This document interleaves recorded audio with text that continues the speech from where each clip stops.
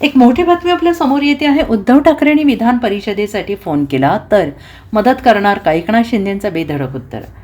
महाराष्ट्राचे उपमुख्यमंत्री एकनाथ शिंदे यांनी आज पंतप्रधान नरेंद्र मोदी यांची भेट घेतली। एकनाथ शिंदे आणि नरेंद्र मोदी यांच्यात जवळपास 2 तास चर्चा झाली। एकनाथ शिंदे काल दिल्ली दाखल झाले।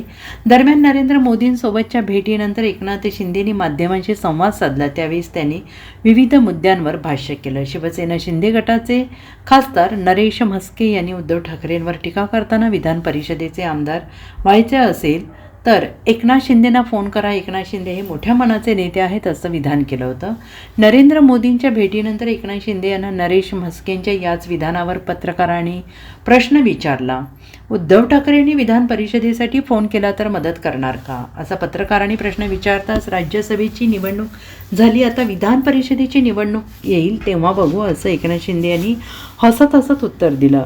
दर अधिवेशनात मी खासदारांना भेटण्यासाठी दिल्लीत येत असतो। काल आमच्या खासदारांना भेटलो, आज पंतप्रधान नरेंद्र मोदी, लोकसभा अध्यक्ष ओम बिर्ला यांना भेटलो। ही सदिच्छा भेट होती। कोण टीका करते, कोण काय बोलते, यापेक्षा मला काय करायचं हे मी करत असतो। विरोधक नेहमी त्यांचं टीका करण्याचं काम करत असतात, मी टीकेला कामाने उत्तर देत असतो, असं एकनाथ शिंदे यांनी म्हटलंय। इराण अमेरिका युद्धाच्या पार्श्वभूमीवर देशातील सगळ्या पक्षांनी एकसंघ राहिलं पाहिजे, हे मी नरेंद्र मोदींसोबत बोललो आहे। शिवसेना यांच्यासोबत आहे हेही त्यांना सांगितलं आहे, अशी माहिती एकनाथ शिंदे यांनी माध्यमांशी बोलताना दिली आहे। नाही, राज्यसभेमध्ये डॉक्टर ज्योती वाघमारे आम्ही उमेदवार दिला आणि त्या बिनविरोधी आल्या आणि त्या खऱ्या अर्थाने उच्च विद्या विभूषित आहेत आणि सामान्य माणसाची, सर्वसामान्य लोकांच्या प्रश्नांची त्यांना जाण आहे। एक गरिबीतून आलेली आमची बहीण आहे ती आणि त्यामुळे नक्कीच सर्वसामान्यांचा आवाज राज्यसभेमध्ये त्या उठवतील आणि सर्वसामान्यांच्या प्रश्नांना न्याय मिळवून देतील। ते प्रश्न राज्यस्तरावरचे असतील किंवा राष्ट्रीय स्तरावरचे असतील।